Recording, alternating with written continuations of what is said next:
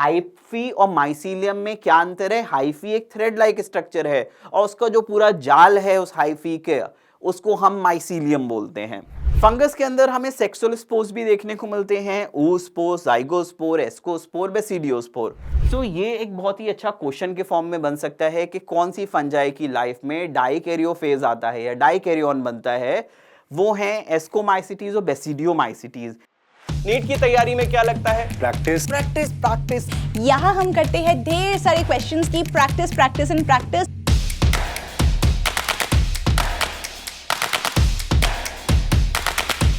हर साल एक क्वेश्चन आता ही आता है। जितने भी क्वेश्चंस इंपॉर्टेंट हैं आ सकते हैं और अभी तक आए हैं प्रीवियस ईयर में। CITS 2 हुआ था क्लास 12 के बच्चों के लिए, आज हम उसी का पेपर डिस्कस करने वाले हैं। Let's try and let me just give you a simple trick to solve this question. ये सेशन के बाद आप लोग इस वीडियो के डिस्क्रिप्शन में जाइए, वहां पर एक लिंक मिलेगा बच्चों, उस लिंक पर जाइए, आपको और भी बहुत सारे डिफरेंट टाइप्स ऑफ क्वेश्चंस देखने को मिलेंगे, आप प्रैक्टिस कर सकते हो, राइट?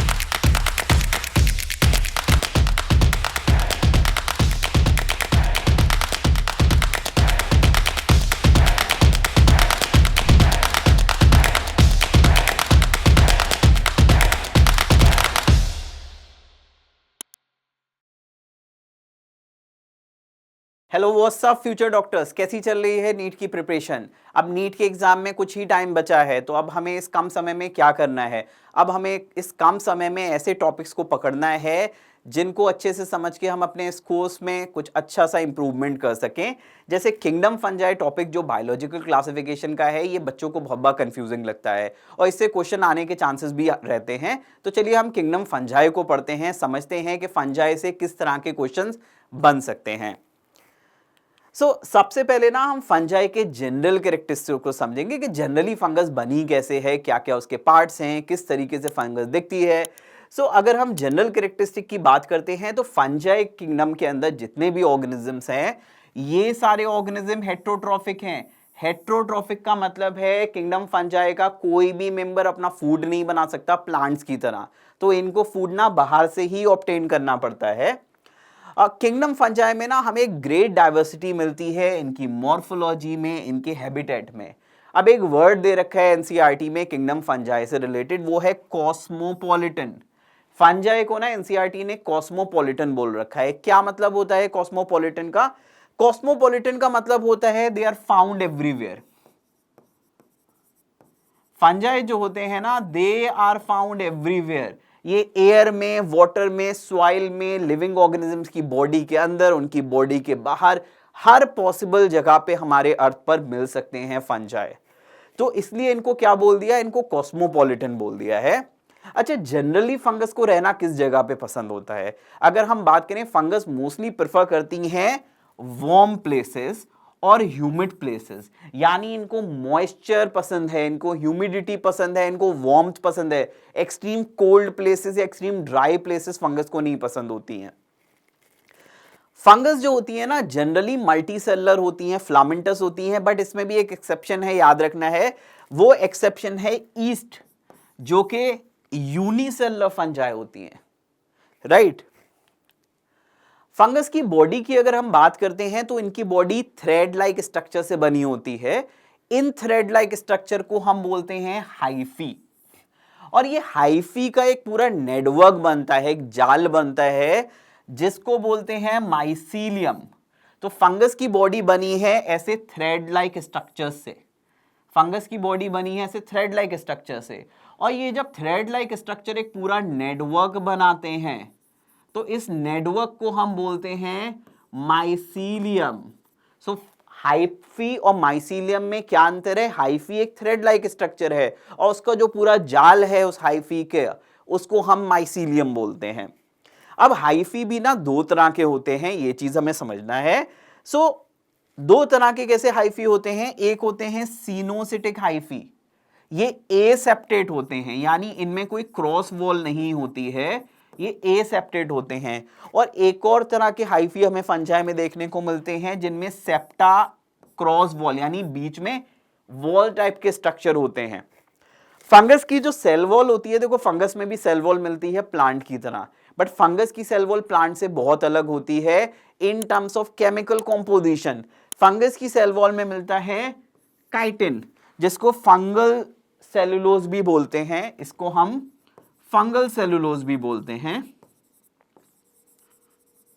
और इसके साथ होता है polysaccharide. Chitin itself is a type of a polysaccharide only. So यहां पर जो हम दो तरह के हाइफी की बात कर रहे थे उनको हम समझते हैं। तो यहां पर हम दो तरह के हाइफी देख सकते हैं, सेप्टेट हाइफी और सिनोसिटिक हाइफी। सिनोसिटिक हाइफी को ही हम एसेप्टेट बोलते हैं।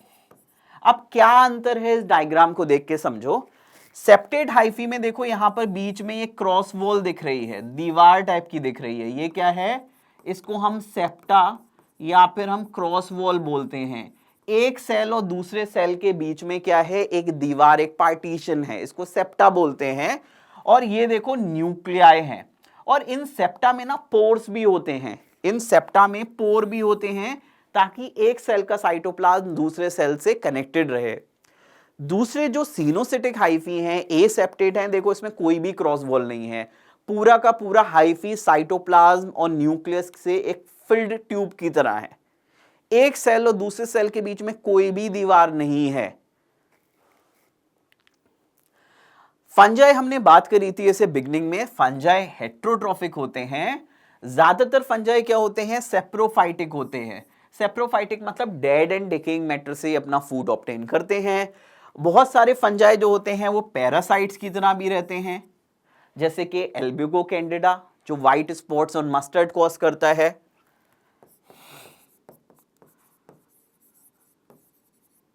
एनसीईआरटी ने इसका एग्जाम्पल दे रखा है, व्हाइट स्पॉट्स ऑन मस्टर्ड या white rust of crucifers.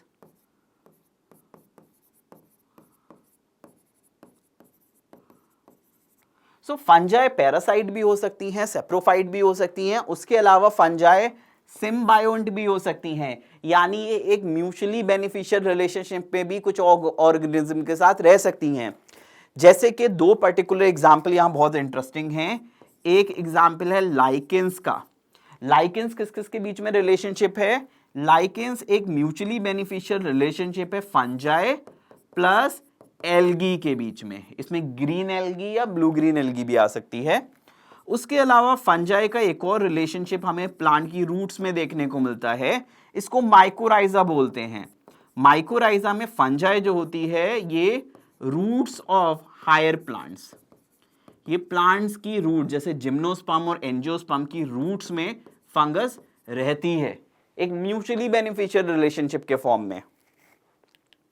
Fungi reproduce कैसे करती हैं, सो फंजाई में ना हमें वेजिटेटिव, एसेक्सुअल, सेक्सुअल, देखो कितनी वैरायटी है इनके रिप्रोडक्शन में।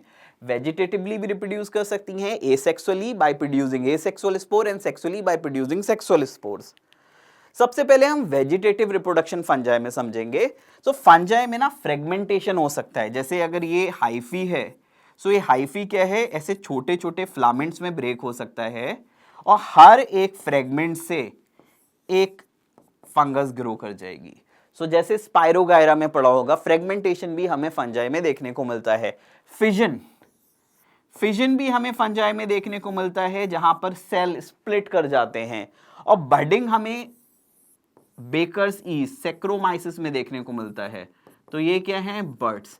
सो फंजाई में हमें फ्रेगमेंटेशन, फिजन और बडिंग जैसे वेजिटेटिव मेथड्स रिप्रोडक्शन के देखने को मिलते हैं।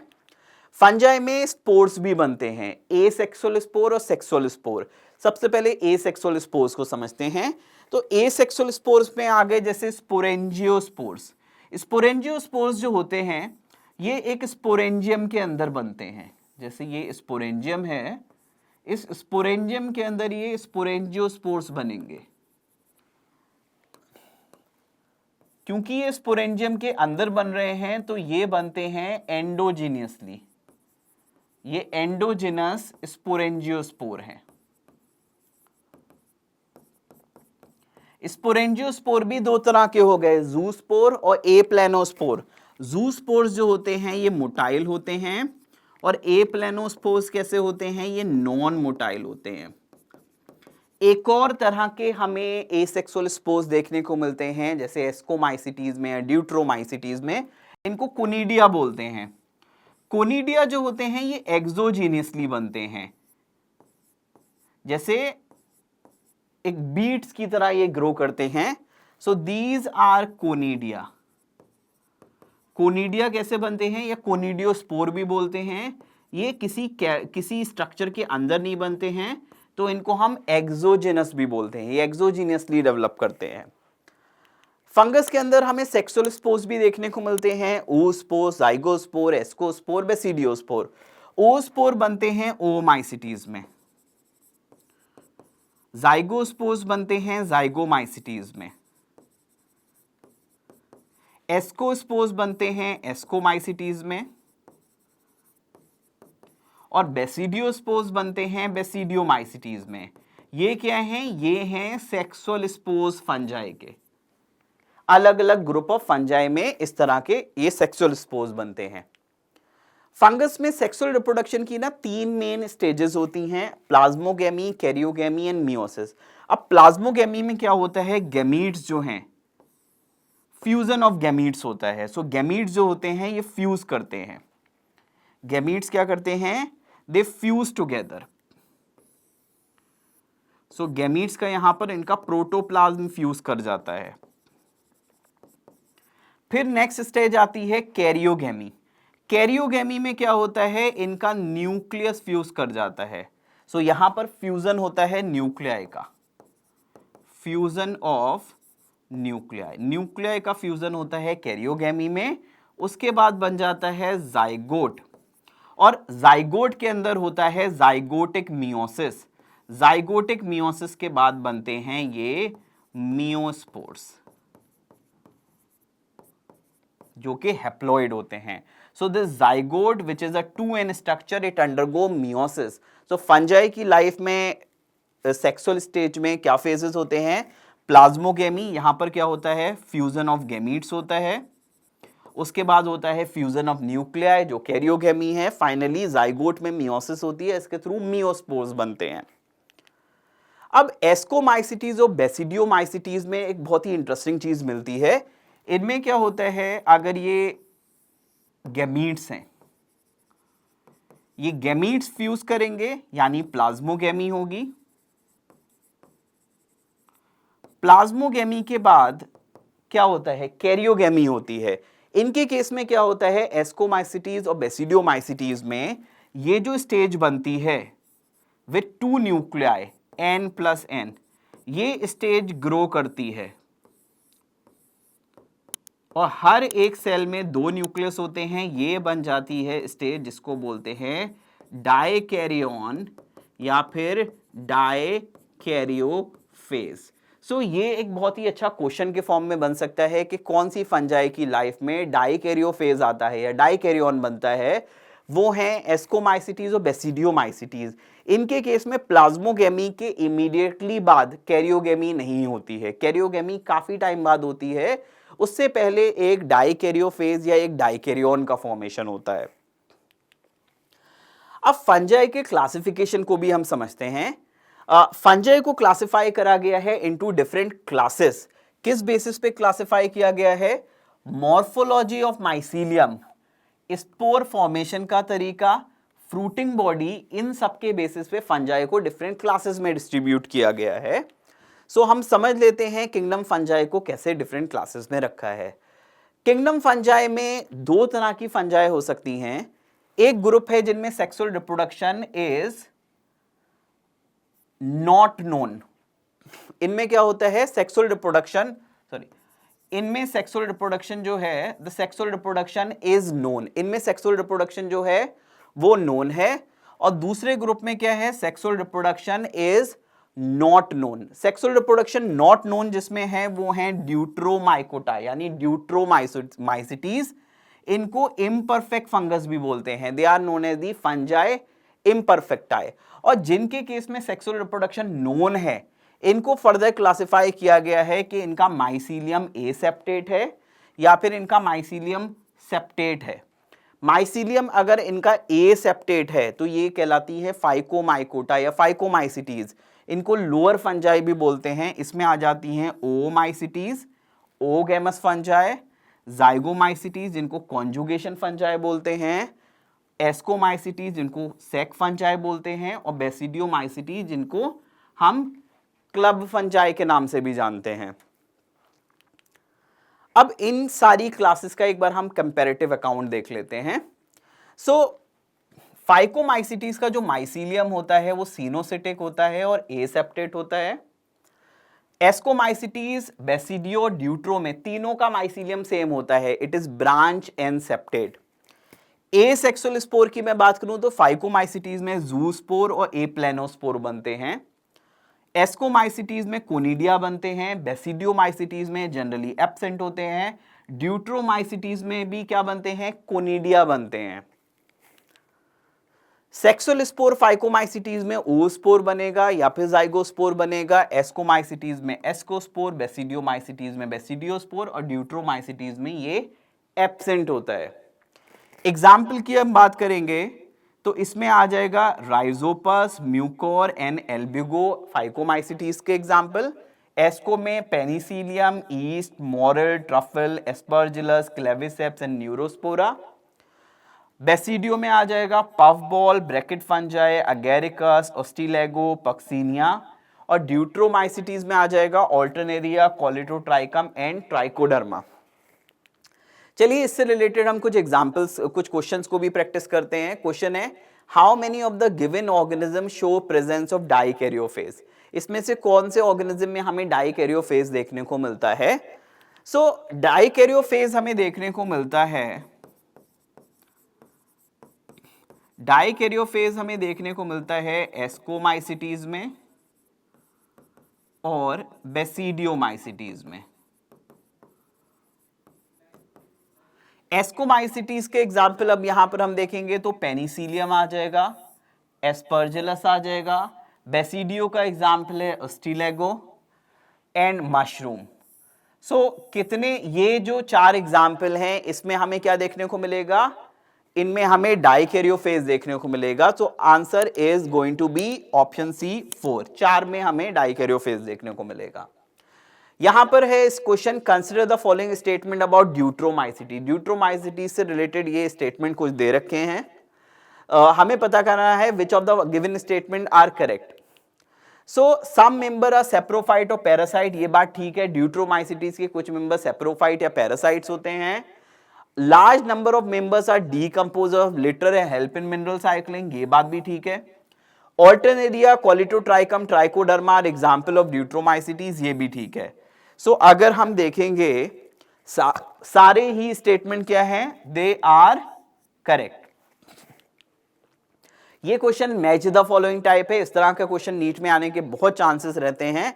सो अगर हम देखेंगे राइजोपस क्या है, rhizopus is scientific name of bread mould, ustilago is smut fungus, puccinia is rust fungus, agaricus is mushroom. So क्या हो जाएगा, A is 3, B is 2, C is 4 and D is 1. So A3, B2, C4, D1. So option A is the right answer of this question. Next question again statement based. Consider the following statement regarding character of Ascomycetes that they share with Deuteromycetes. Asco और Deutero में क्या चीज common है? So दोनों ही case में asexual spores जो होते हैं वो कोनिडिया बनते हैं। सेक्सुअल रिप्रोडक्शन जो होता है वो ड्यूट्रो में एब्सेंट होता है। So this is not common. Mycelium दोनों का ब्रांच और सेप्टेट होता है। फ्रूटिंग बॉडी ड्यूट्रो में नहीं बनती है क्योंकि ड्यूट्रो में सेक्सुअल रिप्रोडक्शन ही एब्सेंट होता है। और डाइकैरियोटिक स्टेज भी नहीं बनती है ड्यूट्रो के केस में। तो क्या कॉमन आ गया? Common is 1 and 3। सो दो ही स्टेटमेंट यहां पर क्या है, ड्यूट्रो और एस्को के बीच में कॉमन है। Next question, which of the following can not be used to differentiate asco and basidiomycetes. क्या चीज एस्को और बेसिडियो को डिफरेंशिएट नहीं करती है? टाइप ऑफ सेक्सुअल स्पोर, ये तो डिफरेंशिएट करती है। एस्को में एस्को स्पोर है, बेसिडियो में बेसिडियो स्पोर है। दोनों का माइसीलियम सेप्टेट है। फ्रूटिंग बॉडी दोनों की कैसी है, अलग है। एसेक्सुअल स्पोर भी डिफरेंट है। सो डिफरेंशिएट कौन नहीं करेगा, वो है septate mycelium. Both Ascomycetes and Basidiomycetes have branch and septate mycelium. तो ये चीज एक ऐसी है जिसके बेसिस पे आप डिफरेंशिएट नहीं कर सकते।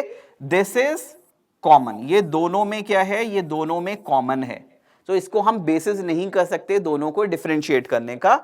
सो आंसर हो जाएगा सेप्टेड माइसीलियम। सो आपने देखा किंगडम फंजाई से किस किस तरह के क्वेश्चन बनने की पॉसिबिलिटी है, क्या क्या इंपॉर्टेंट है, किस तरह के इससे क्वेश्चन आते हैं। अब आपको एक इंपॉर्टेंट काम करना है, इस वीडियो के डिस्क्रिप्शन में जाना है, वहां पर आपको एक टैप एंड टेस्ट का लिंक मिलेगा। उस टैप एंड टेस्ट के लिंक पे क्लिक कीजिए, एक टेस्ट को अपीयर करिए और देखिए किंगडम फंजाई से रिलेटेड कितने क्वेश्चन आपके ठीक होते हैं। So thank you for watching this video. Please make sure to subscribe and like this video and subscribe to Extramark NEET channel. Thank you.